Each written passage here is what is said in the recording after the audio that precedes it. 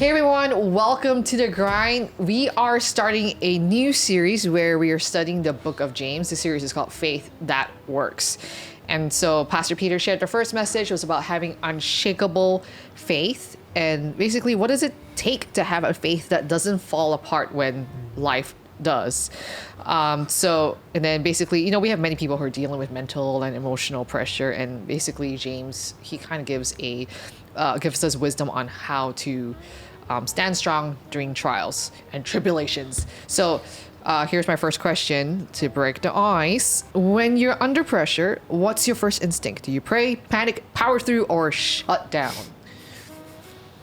I think I'm gonna fulfill the stereotype of being the guy who just tries to solve everything and just power through. And then I think, only when I really lose momentum, then I'm like, oh dear gosh, someone help me. I give up. Power down.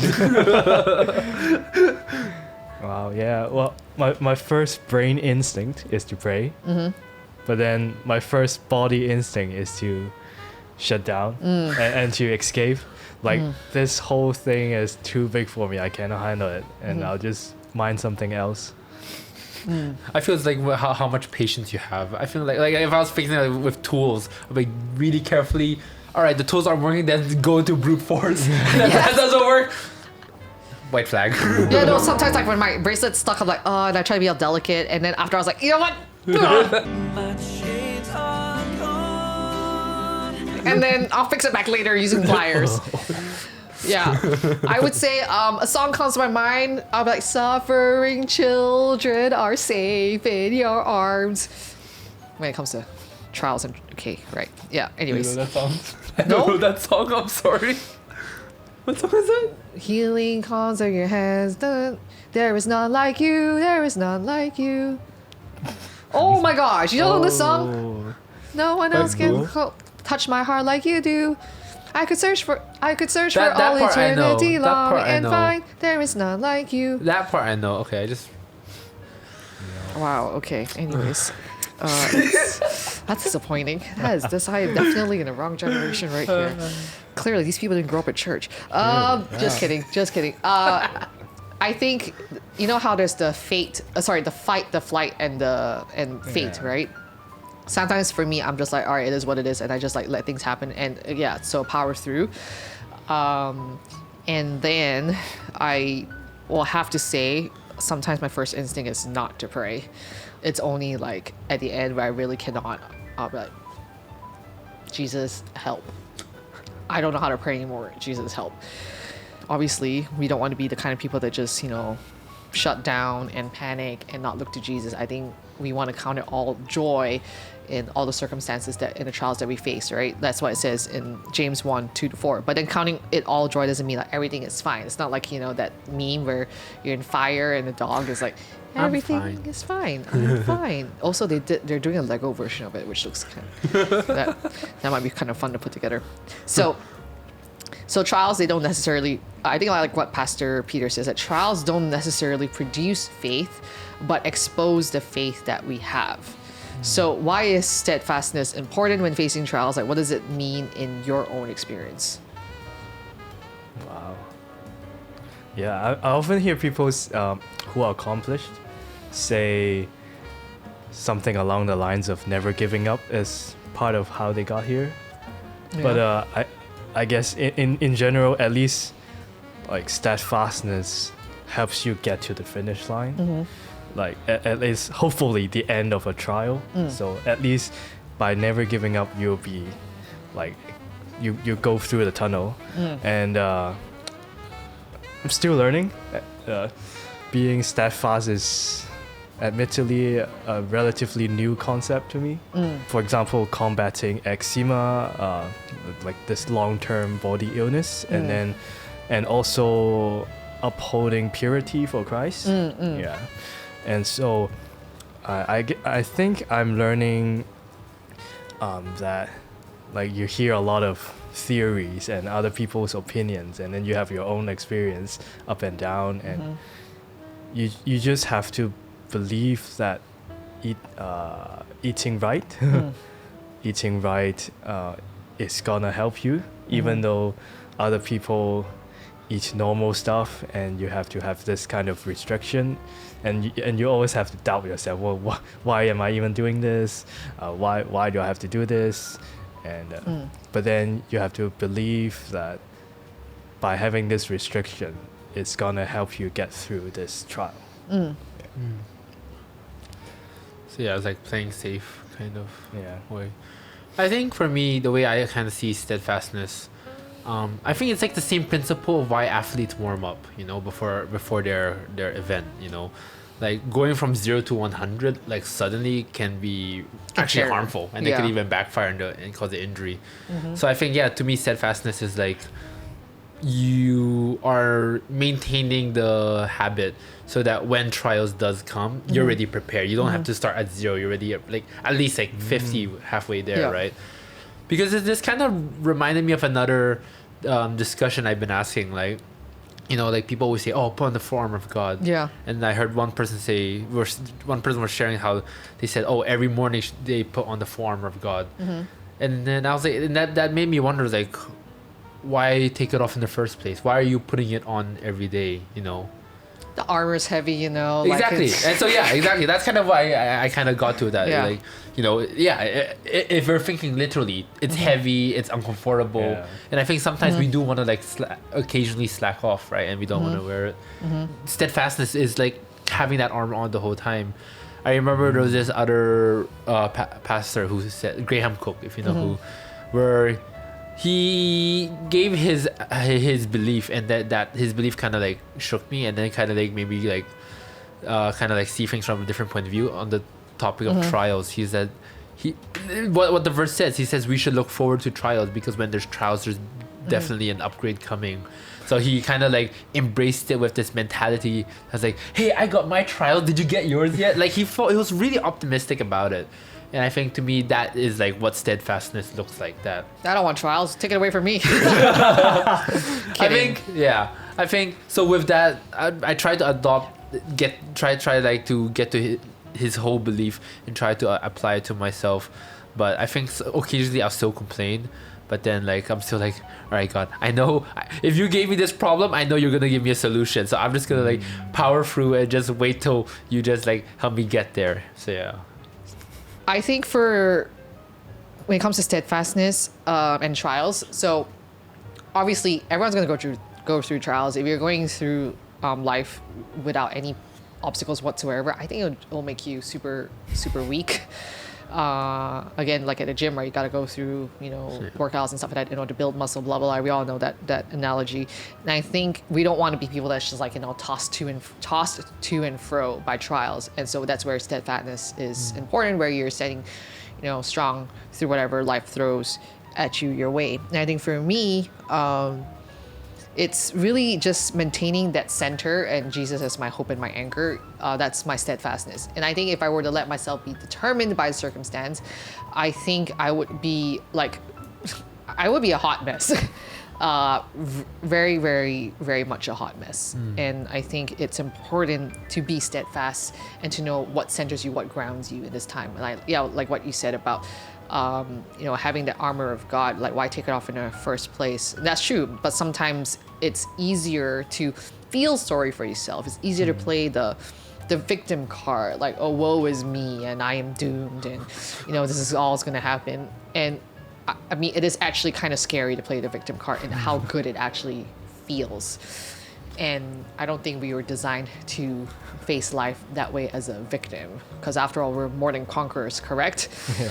And speaking about victims, I feel like we can be a lot more susceptible Yeah. to playing the victim card if we compare with others. Yeah. Yeah, 'cause we always hear something like win at the finish, win at the starting line, Yeah. or we just simply compare with others. Yeah. And you know, I've been playing this racing manager game, and we have different tire strategies in a racing. Yeah. So sometimes you use soft compound, but it's less durable. Sometimes you use medium, but it's more durable. And it's kind of like life, where you're on a different strategy than other people, and you see them getting ahead, or you see them doing other things, and you have this like doubt why are they doing different things than I, or why are they getting ahead. But if you have this steadfastness that you're unchanging, Yeah. you believe in your own strategy, then eventually it will work out for you. Yeah. I Yeah. tend to play this really dumb comparison game. It's like I'll like compare myself to celebrities my age and be like, wow, they've won an Oscar Yeah. or a Grammy. Yeah. And yet here I am. But you know, Yeah, like I obviously, know that. yeah. It's just like, wow, they've, you know, or oh, I'm doing better than them. You know, at least I'm not, you know, that kind of thing. Or it's terrible. But yeah. So I think when you're playing a comparison game, you're in an emotional roller coaster ride, feeling really great or feeling really crap. But like when you go through trials, what is one thing that God has formed in you? So I would say like one thing God has formed in me would be like I think He's grown me in resilience to pain. I think I have a high tolerance for pain. I think the reason why I say that I think is because like you know it's just been like a lot of stuff going on, right? And I was getting like a sports massage, and the guy was like, "Man, you can take pain really well." I was like thinking, yeah, because all the stuff that I've been through. Yeah. So, but yeah, I think it. I mean, that was just like a joke that I was thinking in my head. But I think resilience and not being easily like broken. I mean, there are definitely moments where I feel like super discouraged or disappointed, but I feel trials have formed me to be a more resilient person. I think for me is what resulted in it is a firm identity, because I think before I had major like pride issues that I felt a lot of what I was doing was just to glorify myself. So I think that I think through the trials God was helping me hash that out. So like from pride it was like I was questioning what were my true intentions every time I did it. And then after that one I had my phase of false humility of where I was like, oh I'm not no, you know, like you're denying yourself the glory that God really wanted you to receive. And I think at that point then I was like kind of like questioning my true value. But long story short, I think like yeah, I finally got out of that loop, and that's why I resulted in having a firm identity, knowing who I am, and I'm not second guessing everything I do now. So yeah. Yeah. Well, I wouldn't say it's a definitive product or definitive result. It's still an ongoing process, but I suspect through the trials of eczema, so body illness, through the trials of being relatively not wealthy, yeah, God is developing me to grow real trust in Him. So for example, if I don't have like $30,000, $40,000, $50,000 per month, Yeah. I'm really trusting in God to take care of finances. So to take care of what I need, not what I want. Yeah. And then when I go through medication or healthy diets, so to speak, I'm not relying wholly on those, but also to learn to trust God that solutions will come or healing will come. Yeah, because I feel like if everything is very perfect, I would be relying on the dividends, the stock dividends, the saving interest, and rather than God. I might intellectually say sure, I don't worship Mammon, and God is my everything. Jesus is my master. But then in reality or subconsciously, my security is in the dividends and the interest and the high salary. And then if I'm healthy, then I would rely on my healthy body rather than God's provision. Yeah. I think sometimes like we go through these things like to really test like what Pastor Peter said, that trials aren't, meant to produce faith. What was it? I don't want to misquote him, as I mentioned earlier. Trials doesn't necessarily produce faith, but it really exposes the faith that we have. So in the midst of our situation, do we say like, Lord, help me? Do we look to Him, or do we just like curse what we're going through? And one thing that Pastor Peter was hitting hard on is that he talked about how remaining steadfast is heavenly wisdom. and actually like the audience for the book of James is that he already assumes that the readers have faith. It's not like, oh, who is Jesus? What is faith? They already assume that they have faith. So asking for heavenly wisdom. And oftentimes when people, they don't ask for wisdom. If they do ask, they ask it for the wrong motives. So let's talk a little bit about the difference between heavenly wisdom and earthly wisdom. Yeah, I think earthly wisdom is like you use whatever means to get to your goal, Yeah. and there's no God involved. And I just recall this morning in the pantry, I met Pastor Lindy, and she was talking about like how the fruit shop owner Yeah. was trying to sell her this banana, and what she said was, this will taste really good, but in reality, that is kind of like overly mature, and it's kind of broken already. yeah. But instead of saying, hey, this is quite mature, I want to sell it to you, maybe cheaper, Yeah. this is the right way to do. But then in order to get sales, she'll say, this tastes good, Oh. it's good for you. Oh.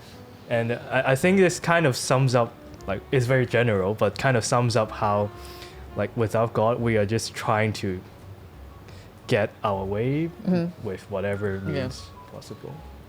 I think, yeah, to bounce off of that, yeah, earthly wisdom, I feel the way I'd put it is it's through experience and trial and error, I think.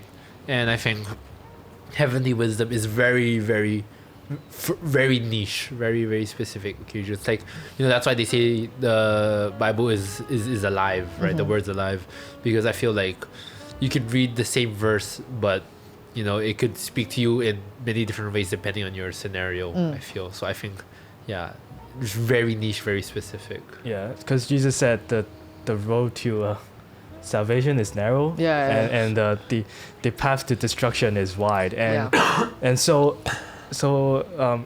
thinking about the world is like the world in general thinks about, oh, let's have entertainment, let's get successful, let's talk about only talk about food, and we screw other people and we get our own successes. That's this kind of thing. But then heavenly wisdom is to like love, joy, peace, patience, kindness. It's very counterintuitive, and sometimes it's anti-humanity as well. Yeah. Well, heavenly wisdom, like Pastor Peter said, is God-given. It's practical, and it's the way God sees things. And I think when it comes to problems, we tend to, again, look at it through earthly wisdom. Like, this is what you should do. Like, practically speaking, this will be, the best way to go about it. But I think when you choose to see things from God's perspective, I think sometimes He provides a lens that you may not necessarily look at the issue through. Like, you might see, again, you might just see the problem, but if you look at it through God's lens, then it's maybe a way for Him to grow you, perhaps. I mean, again, who's going to look at a trouble like, yes, please let it happen in my life because I want growth? I mean, no one's going to ask for that, right? But essentially, sometimes it's in that trial that when you face, that's how God grooms you and grows you. And it's, again, very easy to say when you're on the other side of the obstacle, the trial, but when you're in the middle of it, it's like, can you just remove the thorn in my side, please? Because it sucks. It's like that song, Refiner's Fire. I want to be tried by fire. I wanna be tried by fire. No, wait, no, I don't want that. I don't want to be tried by fire. Wait, I why just did want to say be that? refined. I just want to be refined. I just want to come forth as gold. But I don't want to be tried by fire because burning sucks, which is also one of the reasons why I said yes to Jesus, because burning in the hell doesn't sound appealing to me for the rest of my life. That's true. Yeah. Again, I obviously am following Jesus for more, better reasons now, but back then that was a huge motivator. But yeah, let's talk about the difference. So what's the difference between asking God for wisdom and asking Him to just take the problem away? I think like I always like to imagine that God can always take the bad and make it good, right? We always hear that. And yeah, my go-to example is Joseph the Dreamer, how like through multiple terrible circumstances, he's been like hit rock bottom multiple times. Yeah, he's so intentional that he can produce a lesson out of it. And I think sometimes, we would like to avoid that and I think avoiding it but makes us avoid and miss out on the blessings and the upgrade that He wants to give. I think it depends on the context. So, what kind of problems we're dealing with. So, physical, financial, or interpersonal. Like in different areas, I think there are different responses to it. But I think the difference is because we always hear about God's character. So for example, in Psalm 10, it says, "Arise, O Lord, punish the wicked, O God. Do not ignore the helpless." And then it goes, "The helpless put their trust in you. You defend the orphans." So in a sense, we always have this notion of God is good in the sense of there should be no trials, there should be no pains. So why is hard times happening? And so we're seeing this glitch in God's system, and we're demanding God to remove it right away. I mean, it's very human to ask God to just take away the problem, because we don't want to deal with it anymore. So take it away, Jesus. But then I think then we become lazy in a sense where we don't know how to deal with it. We don't learn the necessary skills to overcome certain things. Maybe then we'll never learn the skill to pray, to depend on God, right? Like for example, if let's say learning to walk, if the parents are always like helping the kid up and like, then it's always, they're going to be dependent on that. Like even let's say learning how to ride a bike, for the longest time, I thought bikes came with training wheels. I thought that was normal. I really thought that was normal. So even till the age of like 15, I was like, oh, training wheels, normal. Until like, I don't know how I came to sad realization that it's not normal, because my brother had to learn how to ride a bike for his school trip. And I was like, it's easy. No, it turns out, no, you need to, so yeah, all this time I never knew. And so I had to learn for myself. Like there's only so much that my mom could be like, teach me how to ride. It's like, no, you do it like that, And so anyways, so sometimes if we don't like go through certain things, if we just take the problem away, then we're always going to have training wheels. We're never going to really function on our own, stand on our own 2 feet. Yeah, so I think it's when you ask God for wisdom, I think that's again having that heavenly perspective. It's not like kind of like throwing in the towel, but like I don't like I give up, you take over, but more of like, all right, God, I'm here in this situation right now. How can you guide me to overcome this in the best possible way?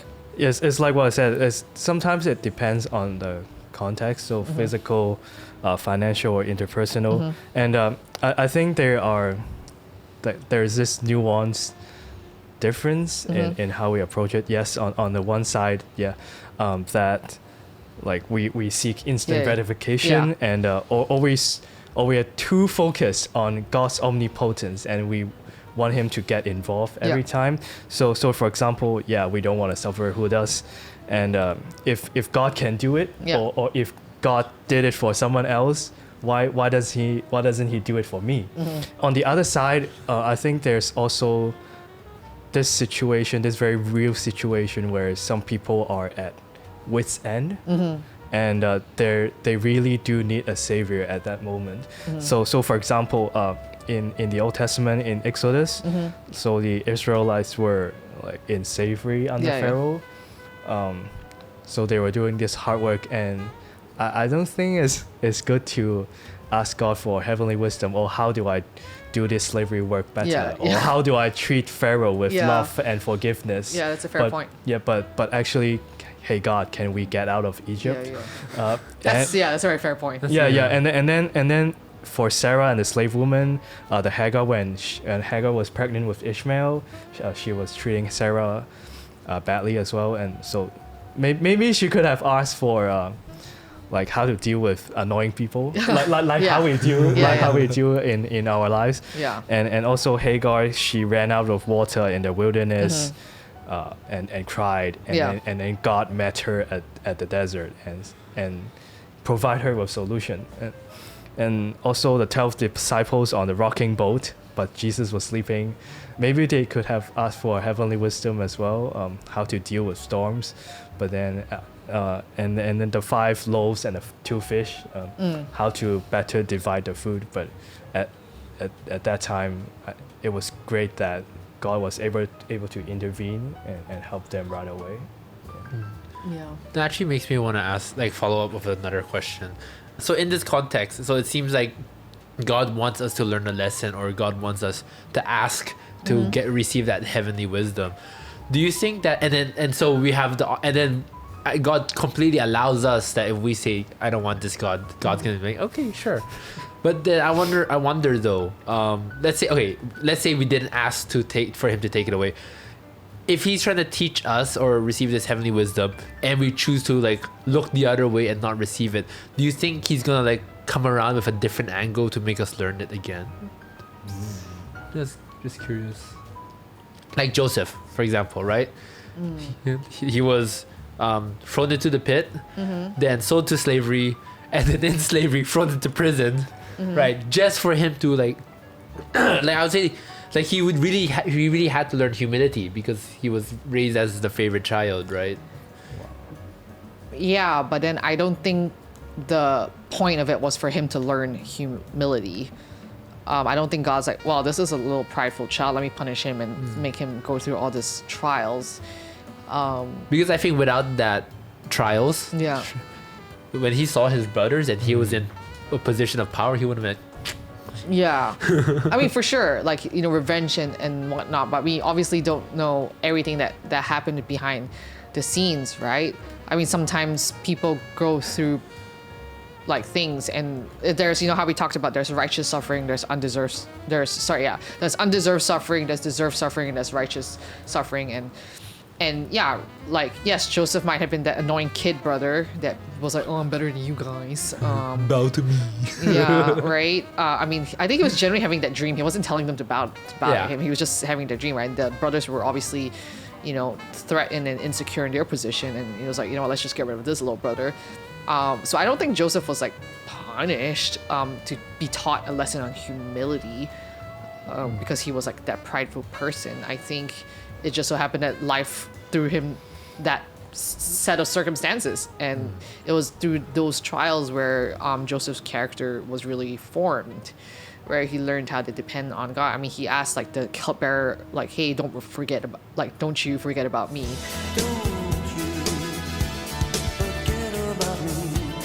And then yet was forgotten. But was he like, well, I'm gonna go out and, you know, mess this guy up? And, you know, I mean, it doesn't record in the Bible like, hey, oh, you forgot about me. I'm gonna find you and, you know, take away your grain, and you can starve during the famine.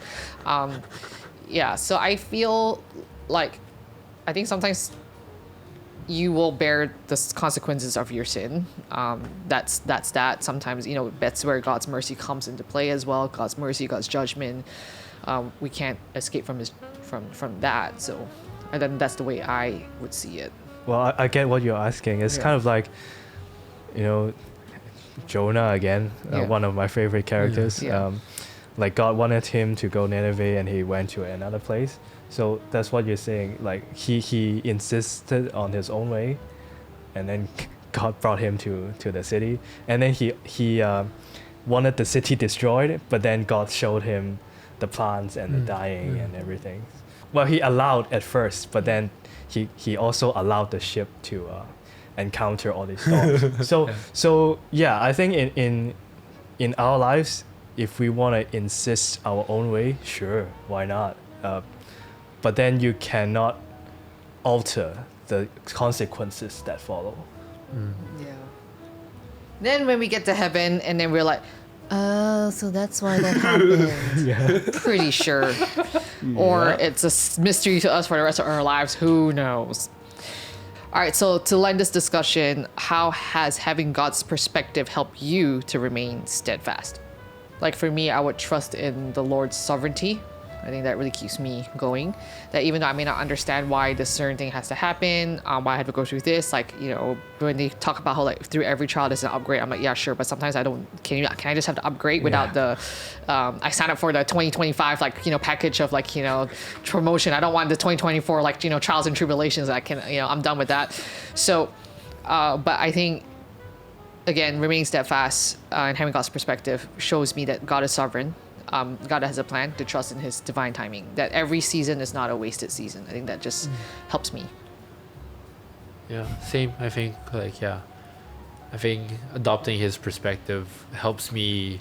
Actually, not really helps. More like reminds me that there is a bigger picture, and there are certain factors that are happening that I won't understand at the time. So I think, what you said. I think best I could do is just stay hopeful and optimistic, and like whenever a trial comes along, I'll be like, all right, this is gonna suck, but I know it's for a better good for myself, and so I'm gonna embrace it and like keep my eyes on him. Do my best to keep my eyes on him. Yeah. Don't be like Peter and go, oh, waves. Oh no, I'm sinking. Sometimes I just don't want the upgrade. Relatable, man.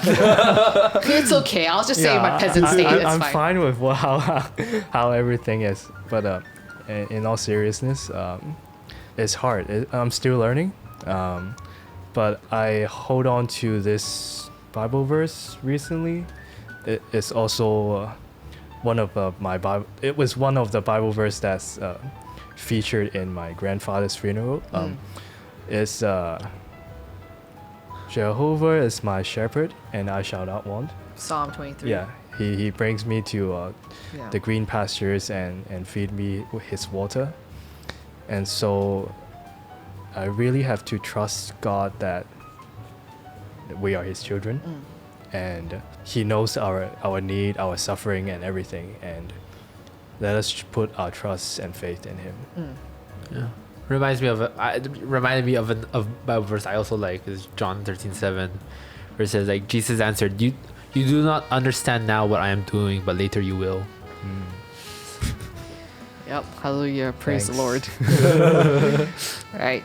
So one thing that Pastor Peter landed his message on was basically heavenly wisdom is not silent. So activate heavenly wisdom. And whatever we do, ask for his wisdom, ask for his perspective. And yeah, it's basically activating the heavenly wisdom that we already have. So ask God, for his wisdom, the way he sees things, and and more of it. So trials are going to come, but we have heavenly wisdom to help us through. All right. Well, that's that for our grind. Thank you so much for joining us, and we will catch you next time. Bye. Bye.